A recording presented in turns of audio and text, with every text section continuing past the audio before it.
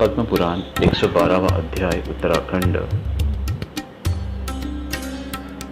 एक पंक्त्याश्नुतां यस्तु लंघयेत् परिवेशनम् तस्य पाप षडंशं तु लभद्वै परिवेशकः। अगर कोई खाना परोस रहा हो और लोग एक पंक्ति में बैठे हैं तो वो खाना परोसने वाला किसी एक व्यक्ति को नहीं देता, जाने या अनजाने, तो खाना परोसने वाले जो खाना परोसता है वह जिसे खाना नहीं परोसता उस व्यक्ति के षड्अंश पाप स्वीकार करता है, ग्रहण करता है। स्नान संध्यादिकां कुर्वन्यः स्पृशेद्वा प्रभाषते स पुण्यकर्मशटांशं दद्यात् तस्मै सुनिश्चितम्।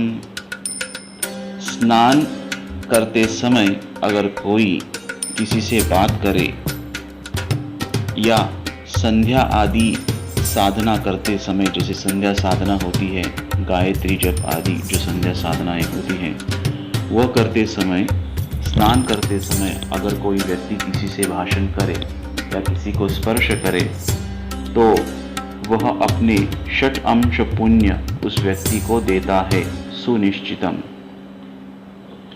धर्मोद्देशेन यो द्रव्यं परम याचते नरः तत्पुण्यकर्मजं तस्य धनदस्त्वाप् आप्नुयात् फलम्। अगर कोई धर्म उद्देश्य से, धर्म कार्य के लिए किसी से द्रव्य की याचना करता है, दान की याचना करता है, अगर उसे दान मिल जाए और वह व्यक्ति उस पैसे का दान धर्म के कार्य में अगर उपयोग करता है तो उसका पुण्य, उस धर्म कार्य का पुण्य उस व्यक्ति को मिलता है जिसने दान किया हो। अप्रहत्य परद्रव्यं पुण्यकर्म करोति यः कर्मकृत पाप भाग तत्र धनीनस्तद्भवं फलम्। अगर कोई किसी का पैसा चुराए तो उसे पाप, चोरी करने का तो पाप लगता ही है, पर उस पैसे से अगर कोई पुण्य कार्य करे तो उस पुण्य का फल उस व्यक्ति को मिलता है जिसका वह जिसके पैसे से उसने किया हो, जिसका पैसा चुराया हो। नाप्नुद्य कृणं यस्तु परस्य म्रियते नरः धनी तत्पुण्यमाधत्ते स्वधनस्यानुरूपतः। अगर कोई किसी का ऋण लेता है, कर्जा लेता है और बिना कर्जा चुकाए अगर वो मर जाए तो उस व्यक्ति के पुण्य वो धन स्वरूप में उस धनी को मिलते हैं जिसने उसको कर्जा दिया है। बुद्धिदस्त्व अनुमंता च यशोपकरण प्रदः बलकृच्चापि षटांशं प्राप्नुयात् पुण्य पापयोः। अगर कोई व्यक्ति अपनी बुद्धि द्वारा किसी को सलाह देता है, अगर कोई व्यक्ति उस सलाह को स्वीकार कर लेता है, अनुमति देता है, अगर कोई व्यक्ति उस सलाह को उपकरण यानी उसको अपने जीवन में उतारता है, बलकृच्चापि अगर बल से, जबरदस्ती से वो सलाह किसी पे लानता हो तो वह व्यक्ति अब उस व्यक्ति के षट अंश पाप और पुण्य अर्जित करता है। प्रजाभ्यः पुण्य पापानां राजा षटांशम उद्धरेत। राजा अपनी प्रजा के षट अंश पाप पुण्य ग्रहण करता है। शिष्यात् गुरुः स्त्रियो भर्ता पिता पुत्रात् तथैव च स्वपतेरपि पुण्यस्य योषित् अर्धम् आप्नुयात्। चित्तस्यानुव्रता शश्वद्वर्तते तुष्टिकारिणी। शिष्यात् गुरुः, गुरु अपने शिष्य से, पति अपने पत्नी से, पिता पुत्रात्, पिता अपने पुत्र से,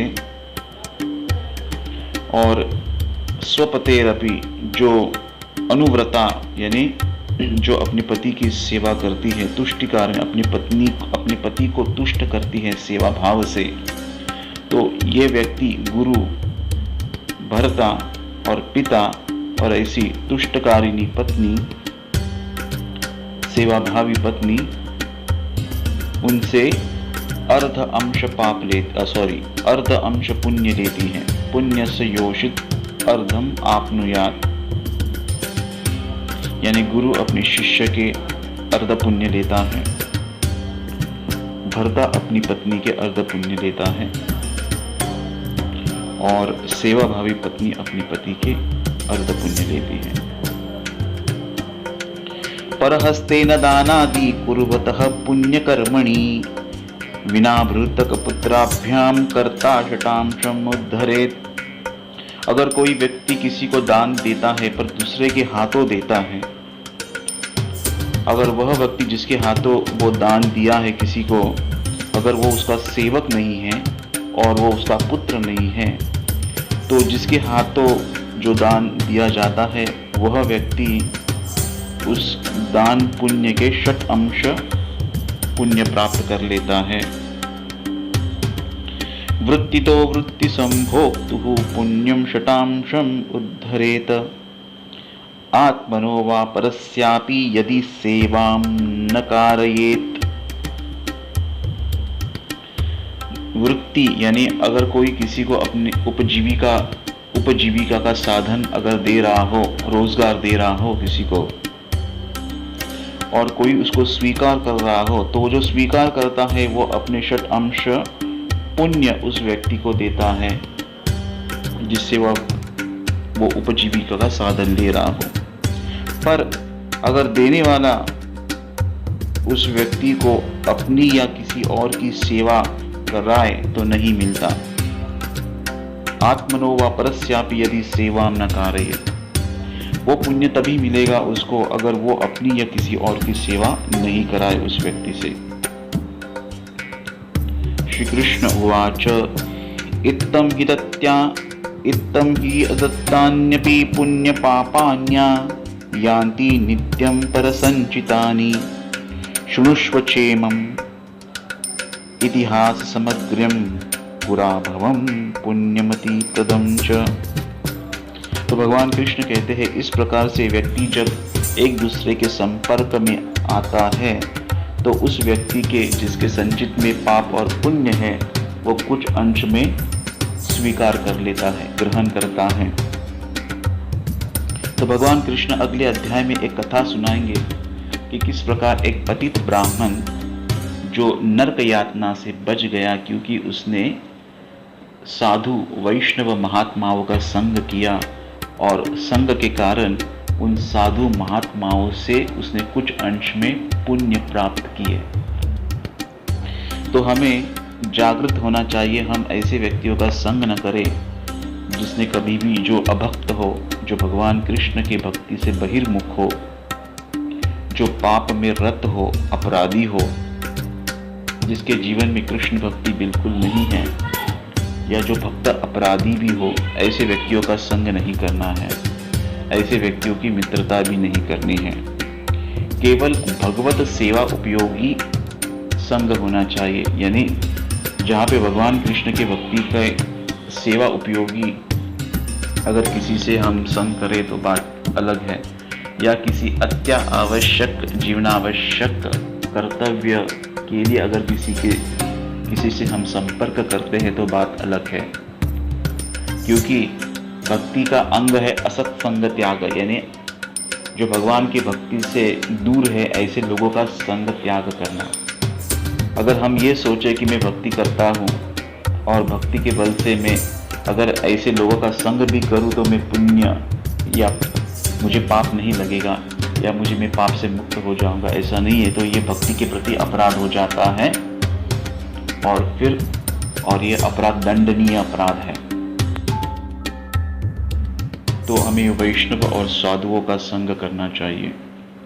साधुन संत ज्ञानेश्वर महाराज कहते हैं, साधुन से संगति मनोमार्गगति आकड़ावा श्रीपति ये निपंथे।